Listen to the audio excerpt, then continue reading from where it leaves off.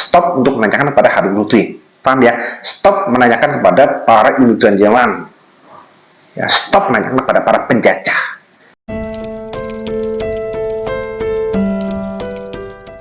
Akhir ini saya merasa miris terhadap para akademisi yang berlatar belakang pesantren atau berlatar belakang agamis. Mereka berusaha untuk menunjukkan kecintaannya terhadap bangsa ini dengan mengangkat tema para pejuang di Nusantara. Ya, salah satunya adalah Pangeran Diponegoro. Dan pagi ini saya menemukan di beranda Facebook ya, di beranda Facebook. Di sana tertulis pojok Pangeran Diponegoro.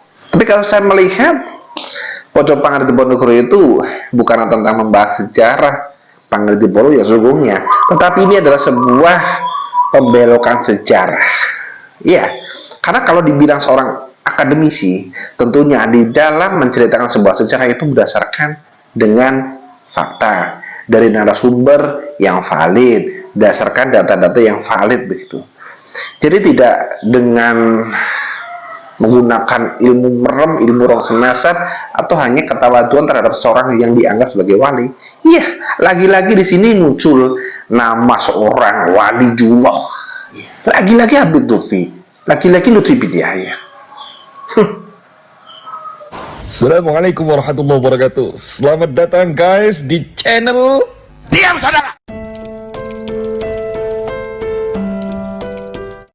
Nah, di dalam laman Facebook pojok Pangeran Diponegoro, nama Pangeran Diponegoro itu adalah Habib Hamid bin Toha bin Yahya. Habib Hamid bin Toha bin Yahya, seperti Kanjeng Tunggu Sumutindinat, itu Hasan bin Toha bin Yahya. Jadi di sini yang diceritakan oleh pojok Pangeran Diponegoro itu adalah menceritakan tentang nama tokoh-tokoh yang bukan nama pribumi. Gimana ceritanya ya? Jadi nama-nama tersebut itu adalah nama-nama para habaib dari imigran Yaman. Namanya itu tidak ada nama-nama yang lokal, hanya dialiskan-aliaskan. Ya, jadi ada Habib Hasan bin Toha bin Yahya, ada Habib Awud bin Awud.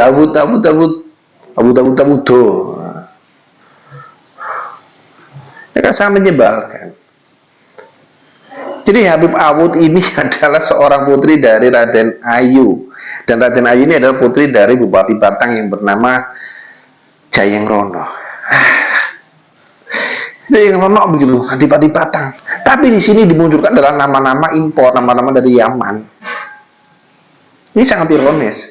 Karena yang namanya Nusantara, kita semua tahu ya, nama Nusantara itu sangat jauh dari nama-nama Yaman. Dan ujung-ujungnya adalah bin Yahya, para Habib Alwi. Jadi di sini adalah pembodohan yang sangat luar biasa. Dan siapa peran utamanya? Yaitu Habib Lutfi bin Yahya. Jadi seolah Habib Lutfi ini adalah seorang yang kalem lemah lembut, wawasan luas, cinta NKRI di dalam penyampaiannya terhadap umat itu seolah orang yang paling paham, lebih paham dari pihak-pihak keraton, lebih valid datanya dari data-data dari keraton. Itu kalamnya itu sangat mengerikan. Terlihat adem, terlihat temoto, tidak tertata. Ini adalah isinya tentang pembodohan dan pendapat sejarah. Ya, apakah yang seperti ini layak disebut sebagai ulama?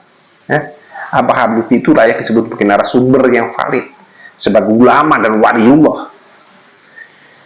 Adalah pembodohan-pembodohan yang nyata. Dan yang bikin heran dan bikin sebel itu adalah ini loh orang-orangnya, para akademisi yang merasa peduli, yang merasa dirinya itu mampu untuk menceritakan tentang sosok-sosok pahlawan yang ada di Nusantara ini dengan kepeduliannya itu malah berakibat fatal, yaitu melakukan pembelokan terhadap sejarah.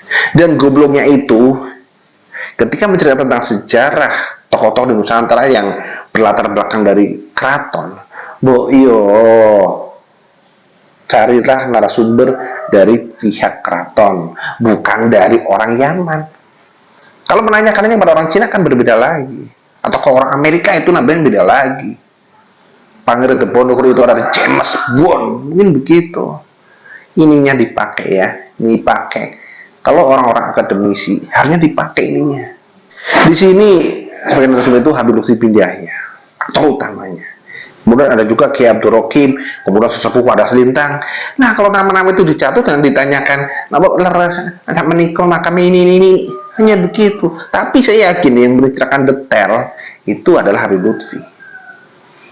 Jadi bikin gemas. Jadi kalau para akademisi itu harusnya inilah dipakai ya. Jadi nih para akademisi yang lainnya. Kalau mau menceritakan sejarah ya, menceritakan tentang sejarah dari keraton di Nusantara, khusus keraton Mataram, jangan menanyakan kepada Habib Lutfi lah. Stop untuk menanyakan kepada Habib Lutfi. Paham ya? Stop menanyakan kepada para imigran Jerman. Ya, stop menanyakan kepada para penjajah. Kalau mau data yang valid ke Jogja sana. Akademisi gobloknya minta ampun gitu. Udah, jangan pernah sekali-kali yang menanyakan kepada Habib Lutfi karena dia tidak tahu apa-apa. Taunya adalah membelokkan sejarah, mengkapurkan sejarah, memanipulasi sejarah, dan tujuan adalah menjajah negeri ini. Semua dikam sebagai pindah dasmu.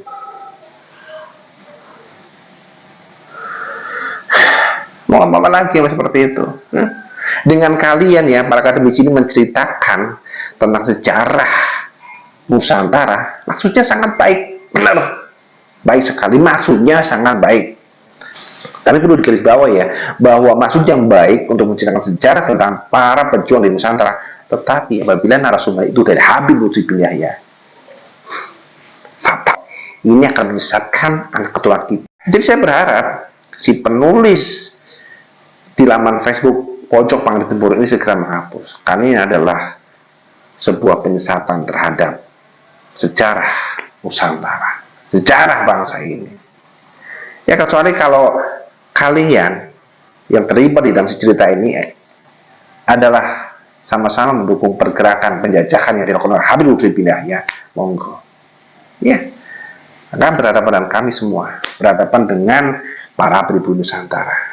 Dan saya bilang kepada penulis di laman Pojok Panglit Tempur, ya, sebelum kamu menghapus dari Facebook, saya katakan, kamu itu bangsat, ya, kamu itu bangsat, karena di dalam menceritakan tentang Panglit Tempur itu tidaklah dari data yang valid, dari sumber yang valid, tetapi mengambil dari narasumber orang yang sedang menjajah negeri ini dengan jalur sejarah dan jalur agama.